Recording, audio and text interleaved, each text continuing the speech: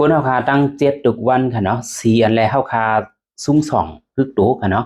อันบัดได้เป็นแหวนข้อมืออันบัดได้เป็นจอบมืออันบัดได้เป็นแสงรัตนามีอ่อนแลเฮาขามาซุ้งส่องให้เอี่ยวแลให้มันแถมสร้างเนาะได้ลองภายจุกภายลาบไหนจังได๋ค่ะเจ้าก็แถมสร้างเด้ลองกันมั่งคั่งมั่งมีค่ะนะในวันมื้อนี้เนาะค่ะเฮามีมานี่ปันเพราะว่าเป็นก้นตีเกิดเนาะวันติดนั่นก็ฮ้องว่าวันตารางหน่วยครับสีเหลืองจังไหนก็ไล่ค่ะนะสีเหลืองไล่รอจังไหนก็ไล่ครับ เพราะว่าเป็นแหวนข้อมือนะ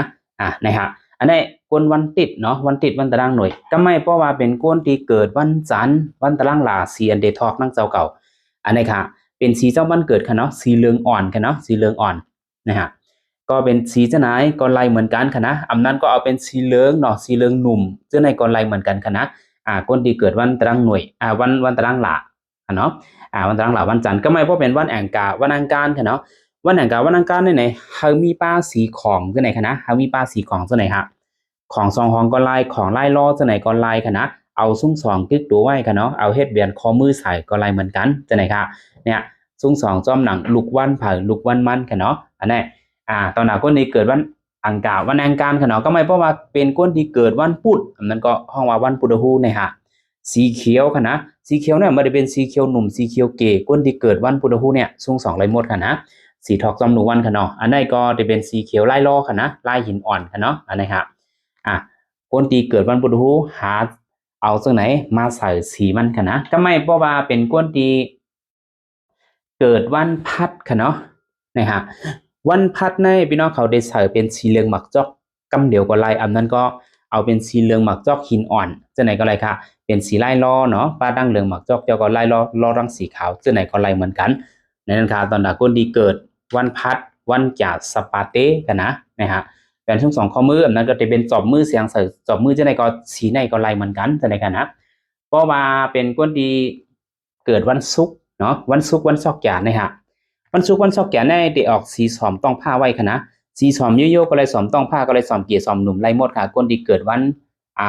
วันซอกหยาวันศุกร์ค่ะเนาะนะฮะสีจะไหนก็ไล่ค่ะนะสีไล่รอจะไหนก็ไล่เพราะว่าเป็นสีไล่รอในมันก็ได้ห่างดีเลยเสียสีสอมโยโย่ในนั้นค่ะเนาะก็ไม่เพราะว่าเป็นคนที่เกิดวันเสาร์เนาะวันเสาร์วันจันทร์นั่นนะวันเสาร์วันจันทร์ได้ให้ออกสีกำหมักคืออิดค่ะนะอันนั้นก็กำอืดๆก็ไล่ค่ะกำหมักคือก็ไล่กำไล่โลจะไหนก็ไล่เหมือนกันค่ะนะกำไล่โลจะไหนก็ไล่เหมือนกันอันนี้เป็นสีดีท็อกซ์ซ้ำลูกวันของผักของมันจะไหนค่ะนะ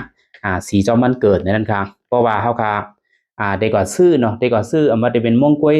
เนาะที่มีแสงอยู่ในกลางมันอันนั้นก็ได้ก่อซื้อเป็นแสงห้อยข้ออันนั้นก็ได้เป็นแหวนใส่ข้อมือเนี่ยจะไหนครับเพราะว่าใคร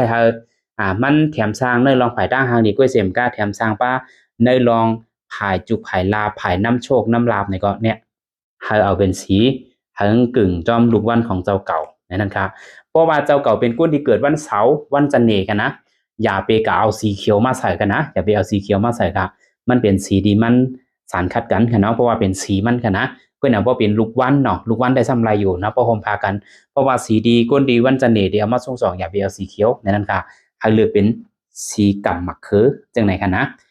สีจังไหนคะย้อนนั้นได้ไหนกวนเฮาขาตั้ง7ลูกวันค่ะเนาะตั้ง7ลูกวันนะฮะบาพี่น้องเขาเนาะเป็นลูกวันสังไหนก็หมายต้องไว้เหมือนจะหนังอันคาเฮาลัดนี่ก่อนเมื่อไกลนะครับ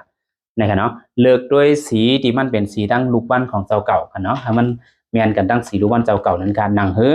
มันซัมปอร์ตจอยมาจอยทอกจอยกำจอยแถมปันเฮานั่นขนาดเนาะเพราะว่าเฮาคาซุง2ใจดื้อมันค่ะนะอันนี้เป็นสีจอมเจดูวันเนาะอันนี้ก็คาเฮาเอามานี่เป็นตัวอย่างมันกันเนาะมีอยู่ตัวอย่างเพิ่งแจ้งมันเนี่ยมีอยู่ตั้ง7สี7ลูกวันนั่นค่ะอันนี้ก็ได้เป็นวันอังคารค่ะเนาะสีของ2ห้องสีเข้มสดใสดีนะค่ะนะเป็นหมักหินค่ะนะเป็นหมักหินค่ะนะอันนี้เป็นเขาห้องว่าหมักหินยกนั่นค่ะเนาะเอาทรง2จอมลูกวันนั่นค่ะ